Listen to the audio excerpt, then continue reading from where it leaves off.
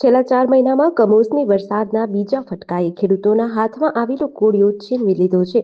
વર્ષ 2025ના ઓક્ટોબર-નવેમ્બર મહિનામાં આવેલા માવઠામાં કરોડોનું નુકસાન થયું હતું. જ્યારે હવે ગઈકાલ વહેલી સવાર અને મોડી રાત્રે રાજ્યના મોટાભાગના જિલ્લામાં ભારે પવન સાથે કમોસમી વરસાદ પડતા અને કરા પડતા ખેડૂતોના ખેતરમાં ઊભો પાક નાશ પામ્યો છે. જેને લઈને ખેડૂતોની રાતા પાણીએ રોવાનો વારો આવ્યો છે. માવઠાનો પ્રારંભ ગઈકાલે વહેલી પરોઢથી ઉત્તર ગુજરાતના વાવ-થરાદ, બનાસકાંઠા અને પાટણ જિલ્લામાંથી થયો છે. જે બાદ સાંજ અને રાત્રે રાજ્યના મોટાભાગના જિલ્લામાં ભારે પવન અને કરા સાથે વરસાદ પડતા ખાસ કરીને ઉનાળુ બાજરી, જીરું, કપાસ, વરિયાળી, ઘઉં, એરંડા, ઈસબગુલ જેવા ઊભા પાક સાથે ઉનાળાના પ્રારંભે કેરીના પાકને પણ વ્યાપક નુકસાન પહોંચાડ્યું છે. આ ઉપરાંત માર્કેટયાર્ડમાં રહેલો માલ પણ પલળીને નાશ પામ્યો છે. જેને લઈ ખેડૂતો સરકાર પાસે સહાયની આશા રાખી રહ્યા છે. રાજકોટ અમદાવાદ નેશનલ હાઈવે પર ચોટીલા પાસે આજે એક કાળજુ કંપાવનારો ટ્રિપલ અકસ્માત બન્યો હતો. ચોટીલાથી આશરે 7 કિલોમીટર દૂર જોલે એન્જોય વોટર પાર્ક પાસે સ્વિફ્ટ કાર, પિકઅપ વાન અને ટ્રક વચ્ચે પ્રચંડ ટક્કર સર્જાતા હાઈવે રક્તરંજિત બન્યો હતો. આ ભયજનક દુર્ઘટનામાં 2 વ્યક્તિના ઘટના સ્થળે જ મોત નીપજ્યા હતા, જ્યારે અન્ય 3 મુસાફરને ગંભીર ઇજાઓ પહોંચતા તાત્કાલિક સારવાર અર્થે ખસેડવામાં આવ્યા હતા. અકસ્માત એટલો ભીષણ હતો કે વાહનોના કુરચા બોલી ગયા હતા અને તેના કારણે હાઈવે પર ટ્રાફિકના દ્રશ્યો સર્જાયા હતા. હાઈવે પર ટ્રક ઊભો હતો, જેની પાછળ પિકઅપ વાન અથડાઈ હતી. એટલું જ નહીં, પાછળથી પૂરઝડપે આવી રહેલી અમદાવાદ પાસિંગની સ્વિફ્ટ કાર પણ આ ટ્રક સાથે ધડાકાભેર ઘૂસી ગઈ હતી. આમ 3 વાહન એક પછી એક એકબીજા સાથે ભટકાતા ચોટીલા પાસે ટ્રિપલ અકસ્માત સર્જાયો હતો. સૌરાષ્ટ્ર અને કચ્છમાં 19 માર્ચે વાવાઝોડા સાથે વરસાદના કારણે 800 વીજપોલ અને 28 ટ્રાન્સફોર્મર ધરાશાયી થતા 2645 ગામડાઓનો વીજ પુરવઠો ખોરવાઈ ગયો હતો. જોકે તેમાંથી 2440 ગામડાઓમાં વીજ પુરવઠો પૂર્વવત થઈ ગયો છે, પરંતુ 247 ગામડાઓમાં હજુ અંધારા પર છે. જોકે રાજકોટમાં લાઇટ ગુલ થતા અનેક જગ્યાએથી ગ્રાહકોએ કસ્ટમર કેર સેન્ટર અને સબ ડિવિઝન કચેરીમાં ફોન કર્યા હતા, પરંતુ ફોન રિસીવ ન થતા ગ્રાહકો વિફર્યા હતા. આ દરમિયાન સોરઠિયાવાડી સબ ડિવિઝનમાં ટેલિફોનનું રિસીવર નીચે મૂકી દીધું હોવાનો વિડીયો વાયરલ થયો હતો, જેમાં ગ્રાહક દ્વારા કર્મચારી સાથે માથાકૂટ પણ કરવામાં આવી છે.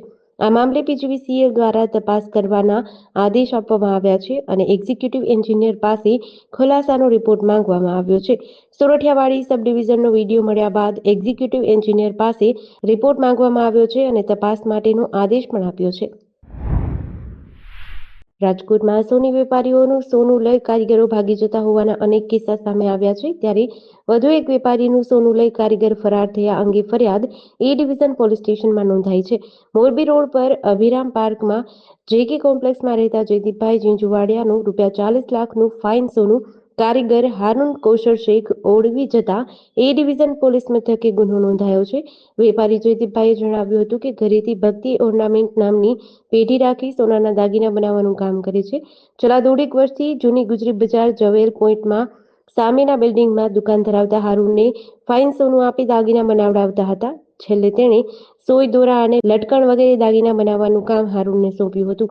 ગત સપ્ટેમ્બર મહિનામાં સોની બજાર ઘોઘાણી શેરીમાં એબી ટાવરમાં આવેલ આરજે ઓર્નામેન્ટમાં ₹11,42,000 આરટીજીએસથી મોકલ્યા હતા, જેના આધારે હારૂન ત્યાંથી 100 ગ્રામ ફાઇન સોનું બિસ્કિટ દાગીના બનાવવા લઈ ગયો હતો. મિડલ ઈસ્ટમાં ચાલી રહેલા યુદ્ધ વચ્ચે એક રિપોર્ટમાં દાવો કરવામાં આવ્યો છે કે ઈરાને હોર્મુઝ સ્ટ્રેટમાંથી સુરક્ષિત પસાર થવાની મંજૂરી આપવાના બદલામાં એક ખાનગી ઓઇલ ટેન્કર કંપની પાસેથી $20 લાખ લીધા હતા. જોકે આ જહાજ કયા દેશનું છે તેની માહિતી સામે આવી નથી. લોર્ડ્સ લિસ્ટના રિપોર્ટ મુજબ ઈરાને તેના દરિયાઈ ક્ષેત્રમાં એક સુરક્ષિત માર્ગ બનાવ્યો છે, જ્યાંથી ફક્ત મંજૂરી મળેલા જહાજો જ પસાર થઈ શકે છે. તેના બદલામાં તેમની પાસેથી ટેક્સ લેવામાં આવી રહ્યો છે. રિપોર્ટમાં કહેવાયું છે કે ભારત, પાકિસ્તાન, ઇરાક, મલેશિયા અને ચીન જેવા ઘણા દેશો તેમના જહાજોના સુરક્ષિત પસાર થવા અંગે સીધા ઈરાન સાથે વાત કરી રહ્યા છે. ઈરાનની ઇસ્લામિક રિવોલ્યુશનરી ગાર્ડ કોર્પ્સે આવા જહાજો માટે એક ખાસ રજિસ્ટ્રેશન સિસ્ટમ શરૂ કરી છે, જેને સુરક્ષિત માર્ગ આપવામાં આવશે.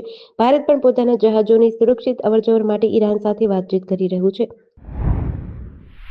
વડોદરા શહેરના સમિયાલા વિસ્તારમાં 65 વર્ષીય ધનુબેન રાયસિંગભાઈ ઓડને 2 અજાણ્યા ગઠિયાઓ દાનની લાલચ આપીને છેતરપિંડી આચરી હોવાની ઘટના બની છે. આ ઘટના દરમિયાન તેમની પાસે આશરે 2,85,000 રૂપિયાની કિંમતની 2 સોનાની બંગડીઓ ચોરી થતા વાડી પોલીસ મથકમાં ફરિયાદ નોંધાવી છે. આ બનાવમાં વૃદ્ધા ધનુબેન એક છૂટક મજૂરી કરી ગુજરાન ચલાવે છે. ગતરોજ બપોરના સમયે ધનુબેન તેમના જમાઈની એક્ટિવા પર મંગળ બજાર પદ્માવતી શોપિંગ સેન્ટર ખાતે કટલેરીનો સામાન લેવા ગયા હતા. જમાઈએ તેમને ઉતારીને પરત જઈ રહ્યા હતા. સામાન ખરીદી વૃદ્ધા પરત ફર્યા. આ પછી ઠગોએ વાતો કરીને ધનુબેનનું ધ્યાન ચૂકવ્યું અને દાન આપનારા આવે તે પહેલા જ બંનેએ મળીને તે થેલો લઈ લીધો અને ભાગી ગયા હતા.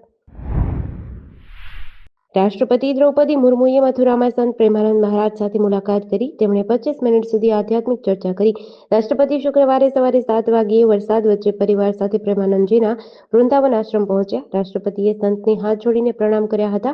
પ્રેમાનંદજીએ રાધે રાધે કહી તેમનું અભિવાદન સ્વીકાર્યું હતું. આશ્રમમાં સંતોએ રાષ્ટ્રપતિને માળા ચુંદડી ઓઢાડીને સ્વાગત કર્યું હતું. રાષ્ટ્રપતિએ પ્રેમાનંદજીને જન્મદિવસની શુભેચ્છાઓ પાઠવી. પ્રેમાનંદજીનો ગુરુવારે એટલે કે 19 માર્ચે 56મો જન્મદિવસ હતો. રાષ્ટ્રપતિ યુપીના 3 દિવસના પ્રવાસે છે. ગુરુવારે સવારે પણ તેમણે અયોધ્યામાં રામલલ્લાના દર્શન કર્યા હતા.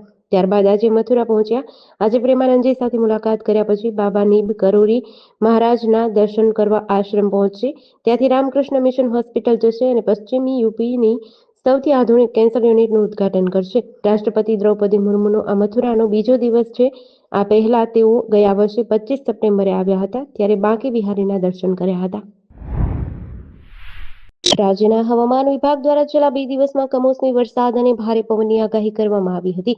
જેના પગલે ગતરોજ રાત્રે 8 વાગ્યા સુધીમાં રાજ્યના 72 તાલુકામાં 1 મીમીથી લઈને 41 મીમી સુધી વરસાદ નોંધાયો છે. સૌથી વધુ વરસાદ અમરેલી જિલ્લાના બગસરામાં 1.5 ઇંચથી વધુ નોંધાયો છે, જ્યારે અન્ય વિસ્તારોમાં પણ ઝરમરથી લઈને મધ્યમ વરસાદ જોવા મળ્યો છે. વરસાદની સાથે રાજ્યમાં અનેક જિલ્લાઓમાં વાવાઝોડા જેવી સ્થિતિ સર્જાઈ હતી. માર્ચ મહિનામાં જ કમોસમી વરસાદને કારણે અનેક વિસ્તારોમાં ભારે નુકસાન થયું હતું. ઘણી જગ્યાએ ઝાડ પડી ગયા હતા તો ક્યાંક હોર્ડિંગ પણ પડી ગયા હતા. હવામાન વિભાગના જણાવ્યા અનુસાર સાયક્લોનિક સર્ક્યુલેશન વેસ્ટર્ન ડિસ્ટર્બન્સ સક્રિય થતા વરસાદી માહોલ સર્જાયો છે. આજે પણ 10 જિલ્લામાં છૂટોછવાયો વરસાદ રહી શકે છે અને પવન પણ ફૂંકાઈ શકે છે. ગત 2 દિવસમાં વરસાદ અને તીવ્ર પવનના કારણે રાજ્યના અનેક વિસ્તારોમાં વીજ પુરવઠો ખોરવાયો હતો. વૃક્ષો તૂટ્યા હતા અને રસ્તાઓ પણ પાણી ભરાવાના અહેવાલો વહેતા થયા હતા. જૂનાગઢ લોકલ ક્રાઇમ બ્રાન્ચે કેશોદ પંથકમાં દારૂની હેરાફેરી કરતા બુટલેગરો પર લાલ આંખ કરી છે. મંગલપુર ફાટક પાસે પોલીસ દ્વારા કરવામાં આવેલા ફિલ્મી ઢબે પીછા દરમિયાન એક ઇનોવા કાર પલટી મારી ગઈ હતી. આ અકસ્માત બાદ કારમાંથી લાખો રૂપિયાની કિંમતનો વિદેશી દારૂનો જથ્થો મળતા પોલીસ પણ ચોંકી ગઈ હતી. આ ઘટનામાં 3 બુટલેગરો ઇજાગ્રસ્ત થયા છે, જેમને સારવાર અર્થે ખસેડાયા છે, જ્યારે અન્ય 2 શખ્સ પોલીસને હાથતાળી આપી નાસી છૂટવામાં સફળ રહ્યા છે. અકસ્માત સર્જાતા જ કારમાં સવાર 5 શખ્સમાંથી 2 અંધારાનો લાભ લઈ નાસી છૂટ્યા હતા, જ્યારે અન્ય 3 શખ્સ કારની અંદર જ ફસાઈ ગયા હતા અને તેમને નાની મોટી ઈજાઓ થઈ હતી. પોલીસે તાત્કાલિક ધોરણે ઈજાગ્રસ્ત આરોપીઓ દુદા દેવરાજ કોડિયાતર, નયન ટપુ વંશ અને બાલુ દાના કોડિયાતરની કેશોદ સિવિલ હોસ્પિટલ ખાતે ખસેડી વધુ તપાસ હાથ ધરી છે.